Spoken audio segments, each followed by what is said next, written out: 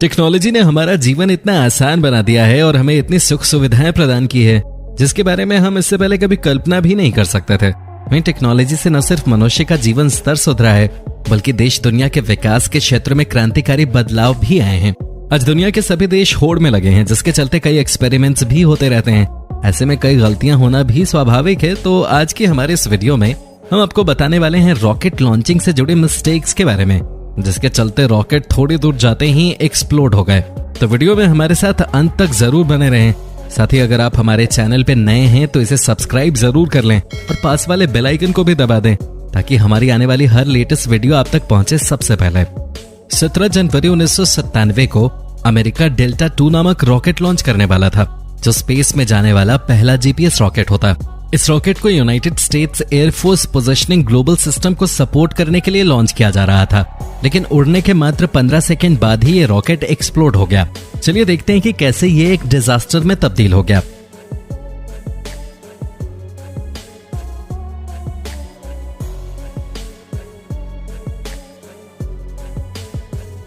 ये rocket Cape Canaveral से launch किया गया था। इन्वेस्टिगेशन टीम ने पाया कि रॉकेट में फ्लाइट टर्मिनेशन सिस्टम को इसके ऑनबोर्ड कंप्यूटर प्रोसेस द्वारा एक्टिवेट किया गया था, जिसके चलते इसमें स्थिति बिगड़ने लगी। ये रॉकेट आसमान में ऊपर जाते ही फट गया। दोस्तों, जब रॉकेट ने टेक ऑफ किया और तब जहां ये ब्लास्ट हुआ वो जमीन से केवल 1600 फीट ही ऊपर था। ऐसे में यह भी कहा गया कि ये केप कैनेवरल में सबसे नजदीक फटने वाला रॉकेट था। इससे पहले इस स्थान पर 1965 को एटलस एंटोर AC-5 डिजास्टर हुआ था, जो इससे थोड़ा ऊपर था। जब इसकी इन्वेस्टिगेशन की गई तो पता चला कि सॉलिड रॉकेट मोटर में क्रैक की वजह से ऐसा हुआ, जिसकी वजह से डिब्रस का मोटर में प्रवेश हुआ और मोटर पूरी तरह से फट गई। यहाँ अच्छी बात यह रही कि इस एक्सप्लोजन से पहले ही लोगों को सलाह दे दी गई थी कि वो घरों के अंदर ही रहें और अपने दरवाजे खिड़कियां बंद रखें। और खुशकिस्मती से किसी को भी इस विस्फोट से क्षति नहीं हुई, क्योंकि जमीन के इतने नजदीक पर ब्लास्ट होना काफी हानिकारक होता है और इससे जनधन की हानि हो सकती थी और काफी ज्यादा नुकसान हो सकता था। वैनगार्ड PV-3 यूनाइटेड स्टेट्स की पहली पहल थी जहां वो प्लैनेट के ऑर्बिट पे सैटेलाइट भेजना चाह रहे थे। इससे पहले दुनिया में रशिया ने इस तरीके के कई सारे सक्सेसफुल सैटेलाइट्स लॉन्च किए थे, जिसमें कि स्पुतनिक फर्स्ट और सेकंड शामिल हैं। दोस्तों, हम आपको बता दें कि यह बात उस समय की है जब रशिया और अमेरिका में काफी होड़ मची थी। दोनों देश एक दूसरे से बेहतर बनने की दौड़ में लगे हुए थे। इसी वजह से यूनाइटेड स्टेट्स ने वैनगार्ड PV-3 तैयार किया, जो प्लैनेट के ऑर्बिट पे चक्कर लगाता और पूरा मेजरमेंट देता। ऐसे में इस छोटे से सैटेलाइट को 6 दिसंबर 1957 को लॉन्च किया गया। लेकिन दोस्तों, रॉकेट थोड़ा ऊपर जाने के बाद ही जमीन पे गिरना शुरू हो गया। नीचे आते वक्त इसका टैंक फ्यूल फट गया और इसकी वजह पता लगाने के लिए इन्वेस्टिगेशन टीम बिठाई गई, लेकिन ज्यादा कुछ पता नहीं लगाया जा सका। बाद में इसे national air and space museum में भेज दिया गया ताकि लोग सीख सकें और भविष्य में इस तरह की गलतियां ना हो। यूनाइटेड स्टेट्स ये भी बताना चाहता था कि असफलता को चुनौती के रूप में स्वीकार करना चाहिए और हर सफल कहानी के पीछे उसकी असफलता ही होती है। यही कारण है कि आज अमेरिका की नासा स्पेस एजेंसी दुनिया की टॉप स्पेस एजेंसी है। दोस्तों, अक्टूबर 2014 को नासा ने अनमेड अनटाइस रॉकेट को वर्जीनिया से लॉन्च किया, जिसका यही मकसद था कि स्पेस में एक और उपग्रह प्रतिष्ठापित किया जा सके। और इस वजह से नासा ने कई बार रॉकेट लॉन्चिंग भी किए थे, लेकिन ये सब नासा की सोच के मुताबिक नहीं हुआ। कुछ ही समय बाद सब कुछ अचानक बदल गया। चलिए देखते हैं।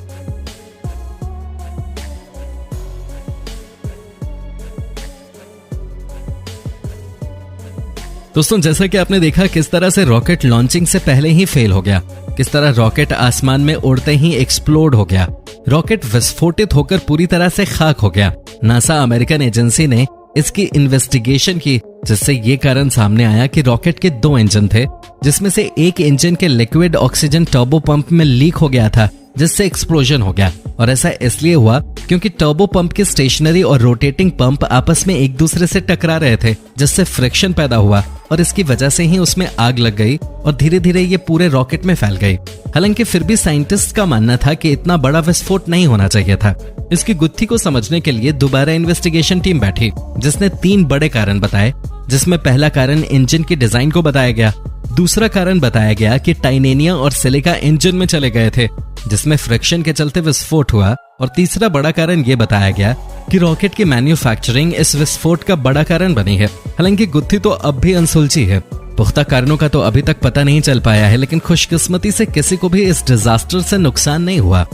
1 जुलाई 2013 को रशिया ने एक रॉकेट तैयार किया और ये रॉकेट टेक ऑफ के लिए बिल्कुल रेडी था। लेकिन इसके आसमान में जाते ही कुछ ऐसा हुआ जिसने वहां तहलका मचा दिया। रॉकेट थोड़ी सी ऊंचाई पे जाते ही वापस जमीन पे आने लगा।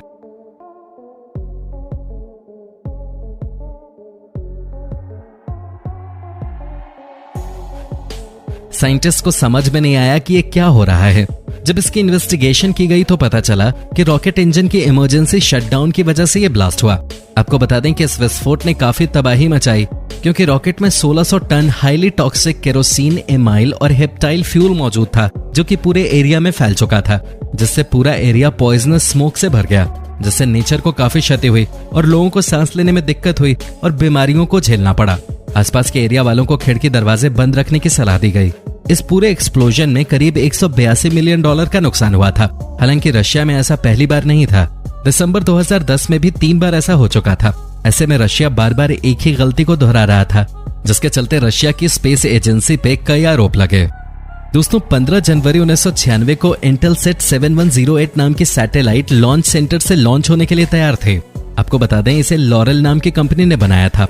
लेकिन ये रॉकेट जब लॉन्च हुआ, लेकिन तभी थोड़ा ऊपर जाने पे ही ये दिशा भूल गया। थोड़ी देर में ये साफ हो गया था कि रॉकेट में कुछ गड़बड़ी है। तभी अचानक रॉकेट अर्थ के डायरेक्शन में ही वापस मुड़ गया और देखते ही देखते एक फायरबॉल में तब्दील हो गया। ऐसे में रॉकेट पास के ही एक गांव में जाकर क्रैश हो गया, जिसकी वजह से 6 लोग भी मारे गए। लेकिन अमेरिका कहां मानने वाला था, उसे चाइना पे बिल्कुल भी विश्वास नहीं था।